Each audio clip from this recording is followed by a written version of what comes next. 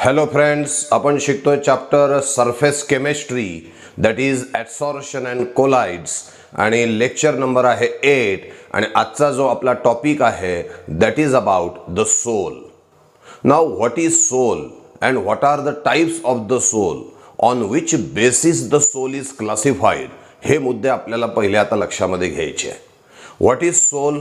Soul is a colloidal solution in which disperse phase is solid and dispersion medium is liquid.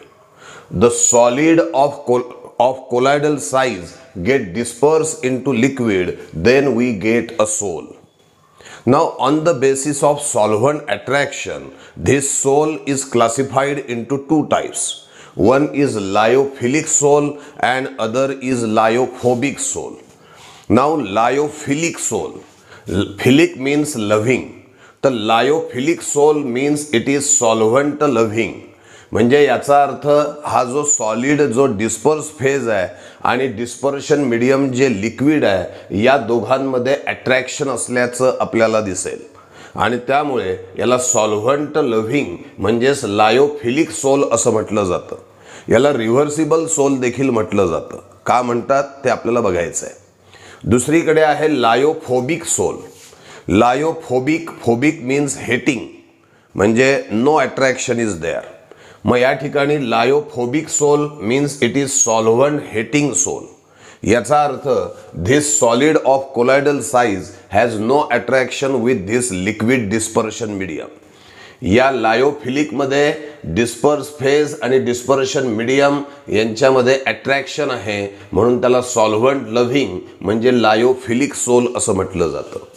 लायोफोबिकमध्ये disperse phase आणि dispersion medium यांच्यामध्ये कुठलंही attraction नाही, उलट द्वेष आहे म्हणजे हेटिंग आहे आणि म्हणून त्याला सॉल्व्हंट हेटिंग सोल असं म्हटलं जातं.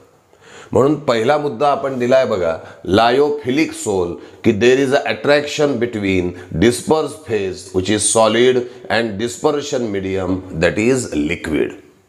तर या साईडला आपण म्हटलंय लायोफोबिकमध्ये there is no attraction between disperse phase which is solid and dispersion medium that is liquid. दुसरा आणि महत्त्वाचा मुद्दा लक्ष द्या. समजा आपण लायोफिलिक सोल घेतला आणि हा जो लायोफिलिक सोल आहे याला भांड्यामध्ये आपण ठेवलं आणि हा जो सोल आहे हा बाहेर उन्हामध्ये ठेवून दिला आणि त्याचं काही दिवस एव्हॅपोरेशन होऊ दिलं. एव्हॅपोरेशन झाल्यानंतर आपल्याला असा पॉट त्या ठिकाणी मिळेल की ज्यामध्ये फक्त सॉलिड मास असेल. काय असेल? फक्त सॉलिड मास. त्यातलं लिक्विड एव्हॅपोरेट झालेलं आहे. पहिले लक्ष द्या, पहिले तुमच्याकडे लायोफिलिक सोल होता, त्याला तुम्ही एव्हॅपोरेशनसाठी ठेवलं, त्यातला डिस्पर्शन मीडियम एव्हॅपोरेट झाला आणि तुम्हाला सॉलिड मास मिळाला. आता जर का तुम्ही यामध्ये पुन्हा डिस्पर्शन मीडियमला जर का ॲड केलं तर हा जे सॉलिड मास आहे हे त्या ठिकाणी रिडिस्पर्स होईल आणि पुन्हा तुम्हाला कोलायडल सोल्युशन मिळाल्याचं दिसून येईल. ऐका काय बोललोय. This lyophilic sol can get coagulated into solid due to evaporation. हा लायोफिलिक सोल हा सॉलिड मासमध्ये कन्व्हर्ट होतो. कशामुळे? तर ड्यू टू एव्हॅपोरेशन. या सॉलिड मासमध्ये जर का पुन्हा आपण डिस्पर्शन मीडियम टाकलं तर पुन्हा हे जे सॉलिड मास आहे हे त्यामध्ये रिडिस्पर्स होतं आणि परत तुम्हाला लायोफिलिक सोल मिळतो. असं का होऊ शकलं? याचं कारण आहे की हा जो सॉलिड आहे म्हणजे डिस्पर्स फेज आणि लिक्विड म्हणजे डिस्पर्शन मीडियम यांच्यामध्ये काय आहे? Attraction. That's why this solid mass is ready to redisperse into dispersion medium. एकदा डिस्पर्शन मीडियम काढून घेतल्यावरही तो सॉलिड मासमध्ये कन्व्हर्ट झाल्यावरही पुन्हा जेव्हा डिस्पर्शन मीडियमशी त्याचा संपर्क येतो तो त्या डिस्पर्शन मीडियममध्ये पुन्हा पसरण्यासाठी तयार आहे आणि त्यामुळे परत आपल्याला लायोफिलिक सोल परत प्राप्त होतो. म्हणून या लायोफिलिक सोलला रिव्हर्सिबल सोल असं म्हटलं जातं. काय वाक्यरचना केली आहे बघा. Lyophilic sol coagulated into solid due to evaporation. Lyophilic सोलला आपण कोॲग्युलेट केलं कशामध्ये? सॉलिडमध्ये. कशाच्या मदतीने? एव्हॅपोरेशनच्या. This solid mass can be redisperse into the colloidal state by adding the dispersion medium. हे सॉलिड मास डिस्पर्शन मीडियम टाकल्यावर पुन्हा पसरायला तयार आहे, पुन्हा लायोफिलिक सोल करायला तयार आहे. म्हणजेच लायोफिलिक सोल हा काय असला पाहिजे, रिव्हर्सिबल सोल असला पाहिजे. आता लायोफोबिक सोलच्या बाबतीमध्ये लक्ष द्या. हा समजा आता लायोफोबिक सोल आहे, याला सुद्धा आपण एव्हॅपोरेशनसाठी ठेवलं. हा सुद्धा सॉलिडमध्ये कन्व्हर्ट होतो, त्यातलं डिस्पर्शन मीडियम निघून जातं. पण आता जर का त्यामध्ये डिस्पर्शन मीडियम टाकलं तर हा जो सॉलिड आहे त्या डिस्पर्शन मीडियममध्ये पसरण्यासाठी तयार नाही, कॅन नॉट रिडिस्पर्स. का बरं? Because there is no attraction between disperse phase and dispersion medium. काय सांगितलंय? हा आहे तुमचा लायोफोबिक सोल, बरोबर आहे. याचं केलं आपण एव्हॅपोरेशन. एव्हॅपोरेशन केल्यानंतर त्यातनं जे डिस्पर्शन मीडियम आहे ते एव्हॅपोरेट झालं आणि फक्त सॉलिड मिळाला. आता आपण ही डिस्पर्शन मीडियम परत यात टाकली आणि आपला विचार होता की डिस्पर्शन मीडियम टाकल्यावर हा परत त्यामध्ये पसरेल, पण तो त्यामध्ये पसरला नाही आणि परत सोल काही आपल्याला मिळालेला नाही. का नाही पसरला हा डिस्पर्स फेज डिस्पर्शन मीडियममध्ये? कारण त्या दोघांमध्ये अट्रॅक्शन नाही आहे, म्हणून तर त्याला lyophobic sol, solvent hating sol असं म्हटलेलं आहे. काय वाक्यरचना दिली आहे बघा. Lyophobic sol coagulated into solid due to evaporation. याचं जर का एव्हॅपोरेशन केलं तर हा सॉलिडमध्ये कन्व्हर्ट होतो. But this solid can not be redisperse into colloidal state by the addition of dispersion medium. पण नंतर मात्र डिस्पर्शन मीडियम टाकल्यावर हा सॉलिड त्यामध्ये पुन्हा स्वतःहून रिडिस्पर्स होत नाही, म्हणून याला इररिव्हर्सिबल सोल म्हटलं जातं. दोन मुद्दे दिलेत आपण इथे. सांगितलं आपण डिस्पर्स फेज आणि डिस्पर्शन मीडियम यांच्यामध्ये काय आहे, अट्रॅक्शन. इथे आपण सांगितलं डिस्पर्स फेज आणि डिस्पर्शन मीडियममध्ये कुठलंही अट्रॅक्शन नाही. या ठिकाणी आपण सांगितलं हा रिव्हर्सिबल सोल आहे. लायोफिलिक हा काय आहे, रिव्हर्सिबल. तर लायोफोबिकच्या बाबतीमध्ये आपण सांगितलं हा इररिव्हर्सिबल सोल आहे. तिसरा मुद्दा, डिस्पर्स फेज आणि डिस्पर्शन मीडियममध्ये अट्रॅक्शन आहे, त्यामुळे हा डिस्पर्स फेज म्हणजे सॉलिड या लिक्विडमधनं सहजासहजी बाजूला यायला तयार नाही, म्हणजेच त्याचं सहजासहजी कोॲग्युलेशन होणार नाही. आणि म्हणून तिसरा मुद्दा आपण दिलाय की lyophilic sol can not coagulated easily. It means it is a stable system. It maintains its heterogeneous nature. As there is an attraction between disperse phase and dispersion medium, naturally the disperse phase is not ready to get coagulated, not ready to get separated from dispersion medium. It means it is a stable system. But in lyophobic soul, in solvent heating soul, as there is no attraction between disperse phase and dispersion medium, disperse phase ला जबरदस्ती dispersion medium मध्ये पसरवलेला आहे. मग ज्या वेळेला disperse फेजला chance मिळेल बाहेर पडण्याचा, तो लगेच त्यातनं बाहेर पडल्याचं दिसेल, म्हणजे लगेच त्याचं कोॲग्युलेशन होणार. आणि म्हणून असं म्हटलं जातं की lyophobic sol can be coagulated easily. It means it does not maintain its heterogeneous nature for long time, so we can say that it is a less stable system. काय सांगितलं आपण, डिस्पर्स फेज आणि dispersion medium मध्ये attraction नाही, म्हणजे solid जो disperse झालेला आहे लिक्विडमध्ये या दोघांमध्ये अट्रॅक्शन नाही आहे. त्यामुळे जेव्हा केव्हा आपण कोॲग्युलेशनचा प्रयत्न करू तो सॉलिड आपल्याला उलट त्या ठिकाणी सपोर्ट करेल आणि लगेच त्यातनं तो बाजूला होईल, लगेच त्याचं कोॲग्युलेशन होईल. म्हणजे लायोफोबिक सोलचं सहजासहजी कोॲग्युलेशन होतं, म्हणजेच तो त्या ठिकाणी heterogeneous nature for long time maintain करत नाही, म्हणजेच ती लेस स्टेबल सिस्टीम आहे असं आपण म्हणू शकतो. त्यानंतर पुढला मुद्दा आहे. आता लायोफिलिक सोल असो का लायोफोबिक सोल असो, हे कोलायडल सोल्युशनचे प्रकार आहे. आणि कोलायडल सोल्युशनचा आकार आपण, कोलायडल पार्टिकलचा आकार आपण सांगितलं होतं ट्रू सोल्युशनपेक्षा कमी आणि ट्रू सोल्युशनपेक्षा जास्त आणि सस्पेन्शनपेक्षा कमी असतो. म्हणजे या साईडला जर का आपण ट्रू सोल्युशन म्हटलं, हे इकडे ट्रू सोल्युशन घेतलं, आणि या साईडला जर का आपण सस्पेन्शन घेतलं तर सस्पेन्शनच्या पार्टिकलचा आकार हा एवढा घेतला आपण. ट्रू सोल्युशनचा पार्टिकलचा आकार हा आहे आणि मधला या दोघांच्या मधला कोलायडल सोल्युशनच्या पार्टिकलचा आकार असतो. पण त्यातल्या त्यात अजून जर का विचार केला तर लायोफिलिकचा जो आकार आहे तो अशा पद्धतीचा असेल आणि त्या मानाने लायोफोबिकचा जो आहे तो थोडा मोठा असल्याचं दिसून येतं. म्हणजे या दोघांमध्ये जर का आपण तुलना केली तर लायोफिलिकचे जे पार्टिकल्स आहे ते आकाराने लहान असतात. म्हणजे कोणाकडे झुकलेले असतात ते तर size of the true solution पार्टिकलकडे असतात आणि लायोफोबिकचे त्या मानाने मोठे असतात. म्हणजे कोणाकडे झुकलेले असतात थोडेफार तर सस्पेन्शन साईडला ते झुकलेले असतात. आणि त्यामुळे काय फरक पडतो बघा, यांचा आकार हा जवळपास ट्रू सोल्युशन पेक्षा थोडासाच मोठा असल्यामुळे they can not be, we can say disperse particle can not be easily seen even under the powerful ultra microscope. हे जे पार्टिकल्स आहे हे आकाराने लायोफोबिक पेक्षा लहान असल्यामुळे पॉवरफुल अल्ट्रा मायक्रोस्कोप खाली सहजासहजी दिसत नाही. या उलट लायोफोबिकचे पार्टिकल्स लायोफिलिक पेक्षा मोठे असल्यामुळे they can be easily seen under the powerful ultra microscope. काय सांगतोय बघा, कोलायडल पार्टिकलचा आकार हा ट्रू सोल्युशनचे पार्टिकल आणि सस्पेन्शनचे पार्टिकल यांच्यामध्ये असतो.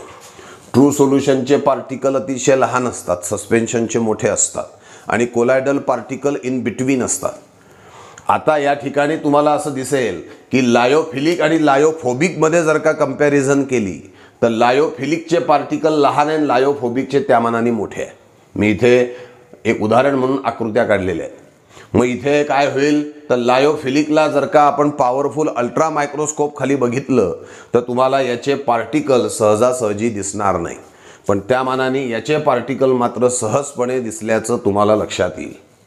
व्हिस्कॉसिटीच्या बाबतीमध्ये जर का आपण बघितलं तर लायोफिलिक सोलची जी व्हिस्कॉसिटी आहे ती डिस्पर्शन मीडियमपेक्षा जास्त असते.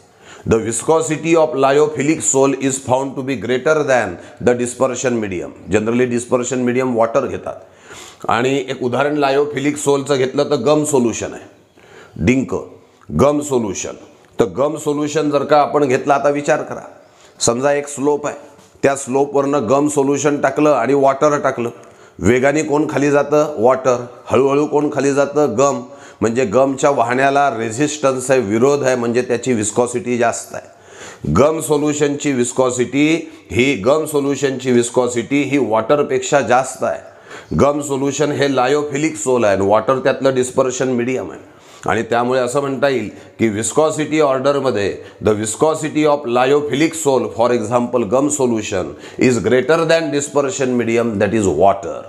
आणि इकडे मात्र viscosity of lyophobic sol is equal to the viscosity of dispersion medium. याचं एक्झाम्पल घेता येईल बघा, gold in water, sulphur in water, platinum in water. Gold sol, sulphur sol, platinum sol असे लायोफोबिक सोलचे एक्झाम्पल्स आहे. तर गोल्ड सोलचं विस्कॉसिटी आणि वॉटरची viscosity जवळपास सारखीच आहे. सल्फर सोलची विस्कॉसिटी आणि वॉटरची विस्कॉसिटी जवळपास सारखीच आहे. म्हणून viscosity of lyophobic sol is nearly equal to the viscosity of dispersion medium. पण इकडे मात्र काय सांगितलं होतं, viscosity of lyophilic sol is greater than viscosity of dispersion medium. तर viscosity of lyophobic sol is nearly equal to viscosity of dispersion medium. Surface tension याच्या उलट, surface tension of lyophilic sol is less than that of the dispersion medium. Dispersion मीडियमपेक्षा lyophilic सोलचं surface tension कमी असतं. तर या साईडला मात्र विस्कॉसिटी पण सारखी होती दोघांची आणि सरफेस टेन्शन पण सारखं आहे. Surface tension of lyophobic sol is nearly equal to surface tension of dispersion medium. त्यानंतर या ठिकाणी उदाहरण याचा आपण गम सोल्युशन टाकलंय. हाय मॉलिक्युलर मास असणारे जे असतात सबस्टन्सेस ते लायोफिलिक सोल तयार करतात. बघा मुद्दा दिलाय आपण, substance forming lyophilic sol having high molecular mass, उदाहरणार्थ गम सोल्युशन. आणि त्याची विस्कॉसिटी पण खूप जास्त असते. विस्कॉसिटी जास्त आहे म्हणजे याचा अर्थ फ्लोईंगनेस कमी आहे, प्रवाहीपणा कमी आहे. मग अशा वेळेला या लायोफिलिक सोलला जर का आपण इलेक्ट्रिक फील्डमध्ये ठेवलं इलेक्ट्रोफोरेसिसच्या दरम्यान, हे समजा इलेक्ट्रोफोरेसिसची कन्सेप्ट आपण लास्ट पिरियडला बोललो होतो, हे इलेक्ट्रोफोरेसिस, आणि यामध्ये आपण गम सोल्युशन ठेवलं तर तुम्हाला दिसेल की गम सोल्युशनचे पार्टिकल हे या इलेक्ट्रिक फील्डमध्ये मायग्रेट होत नाही, सहजासहजी मायग्रेट होत नाही, किंवा असं म्हणा की they may or may not get migrated. का बरं? कारण त्यांची विस्कॉसिटी जास्त आहे, त्यांचा फ्लोईंगनेस कमी आहे, त्यांचा प्रवाहीपणा कमी आहे, आणि त्यामुळे कोलायडल सोल्युशन असून सुद्धा लायोफिलिक सोल हा बरेचदा इलेक्ट्रिक फील्डमध्ये कधी कधी मायग्रेट होतो, कधी होत नाही, कधी थोड्या प्रमाणात होतो. का बरं? कारण त्याची विस्कॉसिटी जास्त असते, रेझिस्टन्स टू फ्लो हा फार जास्त आहे, त्यामुळे ते सहजासहजी पार्टिकल त्याचे फ्लो होत नाही. त्यामुळे unidirectional movement of a colloidal particle under the influence of electric field lyophilic सोलमध्ये कधी दिसतं किंवा कधी दिसत नाही. काय वाक्य दिलंय बघा, colloidal particle may or may not get migrated in electric field. Colloidal particle जे आहे हाय विस्कॉसिटी असल्यामुळे इलेक्ट्रिक फील्डमध्ये मायग्रेट होतीलही किंवा होणार सुद्धा नाही. पण इकडे मात्र हे सॉल्व्हंट हेटिंग आहे, no attraction between disperse phase and dispersion medium आहे, त्यामुळे तो जो डिस्पर्स फेज आहे तो तर कोॲग्युलेशनसाठी तयार आहे, रेडी आहे, अगदी तत्पर आहे. आणि त्यामुळे जेव्हा लायोफोबिक सोलला तुम्ही इलेक्ट्रोफोरेसिससाठी ठेवाल तेव्हा तुमच्या असं लक्षात येईल की particles of lyophobic sol quickly and rapidly get migrated in the electric field towards the oppositely charged electrode. म्हणून दिलाय colloidal particle get easily migrated in electric field in only one direction. Unidirectional flow हा तुम्हाला इथे सहजासहजी झाल्याचं दिसेल, इथे क्वचित दिसेलही किंवा दिसणार सुद्धा नाही. याला जबाबदार व्हिस्कॉसिटी फॅक्टर आहे. त्यानंतर लायोफिलिक सोल तयार करणारे जे सबस्टन्स असतात ते पॉलिमरिक सबस्टन्स असतात, त्यांचं मॉलिक्युलर मास जास्त असतं. उदाहरणार्थ starch in water, gum in water हे लायोफिलिक सोलचे उदाहरण आहे. आणि लायोफोबिक सोल जो आहे त्याच्या बाबतीत जर का आपण म्हटलं तर लायोफोबिक सोलचे पार्टिकल्स, कोलायडल पार्टिकल कसे तयार होतात तर each particle is form by aggregation of large number of atom. ॲटमचं समजा आपण गोल्ड सोल घेतला म्हणजे गोल्ड इन वॉटर, तर गोल्डचे ॲटम्स हे ॲग्रिगेट होतात अप टू कोलायडल साईज आणि मग गोल्ड सोल हा तयार झाल्याचं दिसतं. सल्फर सोल कसा तयार होईल तर सल्फरचे काही ॲटम्स हे ॲग्रिगेट होतील, एकत्रित येतील अप टू कोलायडल साईज आणि मग सल्फर सोल तुम्हाला मिळाल्याचं दिसून येईल. म्हणून पॉईंट नंबर 8 काय दिलाय बघा, each particle is form by aggregation of large number of item.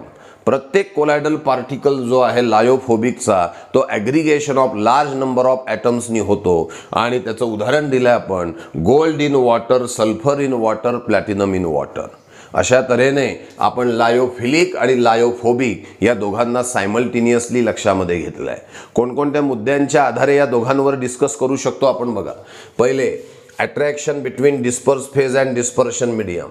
दुसरं whether it is reversible or irreversible, whether it get coagulated or not. चौथा दिलाय whether it can be seen under ultra microscope or not.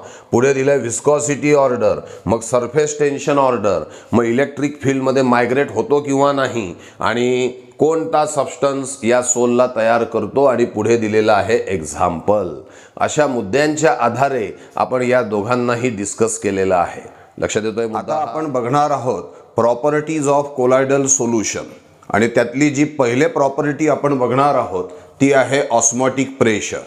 What is osmotic pressure? It is the pressure exerted by the dispersed particle on the walls of a container. बघा, समजा हे container आपण घेतलेलं आहे आणि यामध्ये घेतलेलं आहे आपण हे कोलायडल सोल्युशन आणि हे आहे कोलायडल particles.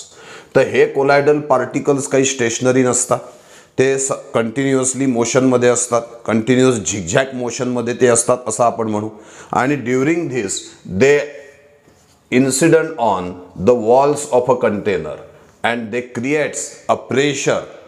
This pressure created by or this pressure exerted by the dispersed particle, that is colloidal particle, on the walls of a container is called as osmotic pressure. जेवढे पार्टिकल्स जास्त असतील तेवढं ऑस्मोटिक प्रेशर जास्त असेल. म्हणजेच osmotic pressure depends upon number of particle. greater are the number of particle, greater will be the osmotic pressure. It means osmotic pressure depends upon number of particle and hence osmotic pressure is called as colligative property. Now what is colligative property? It is the property whose values depends upon number of particle. ज्या प्रॉपर्टीच्या values या number of पार्टिकलवर depend असतात त्याला कलिगेटिव्ह property असं म्हणतात. Osmotic pressure जास्त असेल जर का जास्त नंबर ऑफ पार्टिकल्स असतील तर, म्हणजेच osmotic pressure depends upon number of particle, hence osmotic pressure is also a colligative property. मग काय डेफिनेशन दिली आहे? It is the pressure exerted by the colloidal particle or disperse particle on the walls of a container that is called as osmotic pressure. Osmotic pressure depends upon number of particle.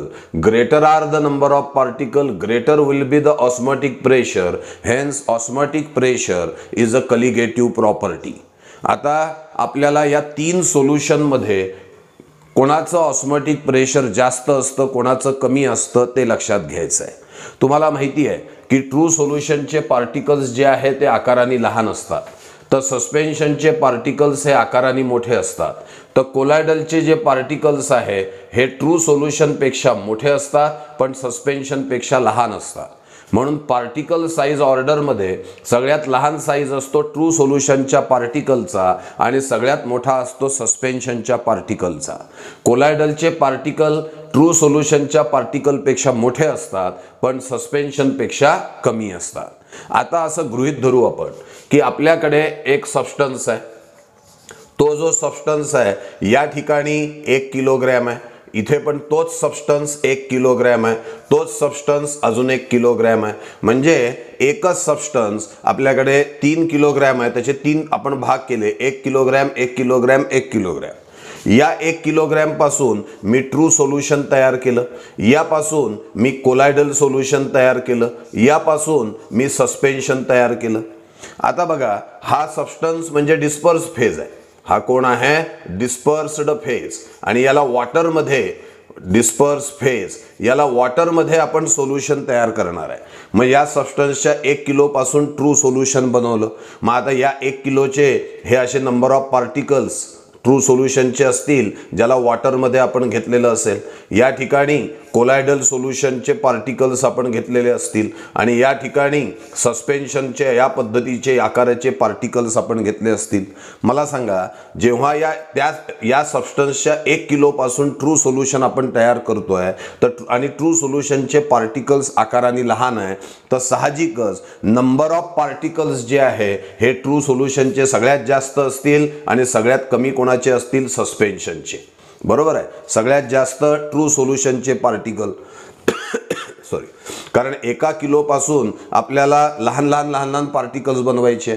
इथे थोडे मोठे आहेत, इथे सगळ्यात मोठे आहे. असं समजा की आपल्याकडे 1 किलो चा त्या ठिकाणी खवा आहे, परत 1 किलोचा खवा आहे, अजून 1 किलोचा खवा आहे. जर काय पहिल्या किलो पासून लहान पेढे बनवले एकदम बारीक बारीक तर पेढ्यांची संख्या जास्त होईल. थोडे आकाराने मोठे बनवले पेढ्यांची संख्या थोडी कमी होईल. लाडवाच्या आकाराचे पेढे बनवले पेढ्यांची संख्या अजून कमी आल्याचं दिसेल. कारण सरळ आहे, ट्रू सोल्युशनचे पार्टिकल आकाराने सगळ्यात लहान, त्यामुळे 1 किलो पासून त्याचे नंबर ऑफ पार्टिकल सगळ्यात जास्त होतील. सस्पेन्शनचे पार्टिकल आकाराने सगळ्यात मोठे, मग 1 किलो पासून सस्पेन्शनचे पार्टिकल सगळ्यात कमी होतील. यावरनं एक गोष्ट क्लिअर झाली की जर का आपण हे 3 सोल्युशन्स तयार केले, if these 3 solutions are prepared from the same weight of the same substance पासून जर का हे 3 सोल्युशन्स आपण तयार केले तर number of particles true solution मध्ये सगळ्यात जास्त असतील आणि सस्पेन्शन मध्ये सगळ्यात कमी असणार आहे. आणि साहजिकच ऑस्मॉटिक प्रेशर जे नंबर ऑफ पार्टिकल्स वर डिपेंड आहे, ऑस्मॉटिक प्रेशर जी कलिगेटिव्ह प्रॉपर्टी आहे ती साहजिकच ऑस्मॉटिक प्रेशरची property number of particles true solution मध्ये जास्त असल्यामुळे ऑस्मॉटिक प्रेशर सुद्धा ट्रू सोल्युशनचं सगळ्यात जास्त असेल आणि इथे नंबर ऑफ पार्टिकल सगळ्यात कमी असल्यामुळे सस्पेन्शनचं ऑस्मॉटिक प्रेशर सगळ्यात कमी असणार आहे. म्हणून आपण काय दिलंय, नंबर ऑफ पार्टिकल ऑर्डरमध्ये सगळ्यात जास्त पार्टिकल्स कोणाचे आहे, ट्रू सोल्युशनचे. मग ऑस्मॉटिक प्रेशर सुद्धा सगळ्यात जास्त कोणाचं आहे, ट्रू सोल्युशनचं. नंबर ऑफ पार्टिकल सगळ्यात कमी कोणाचे आहे, सस्पेन्शन. त्यामुळे ऑस्मॉटिक प्रेशर सुद्धा सगळ्यात कमी कोणाचं असेल, सस्पेन्शन. तर कोलायडल सोल्युशन विषयी काय म्हणाल, तर कोलायडल सोल्युशनचं जे ऑस्मॉटिक प्रेशर आहे ते ट्रू सोल्युशन पेक्षा कमी पण सस्पेन्शन पेक्षा जास्त असल्याचं दिसून येणार आहे. तर all this is about the osmotic pressure. लक्षात येत आहे.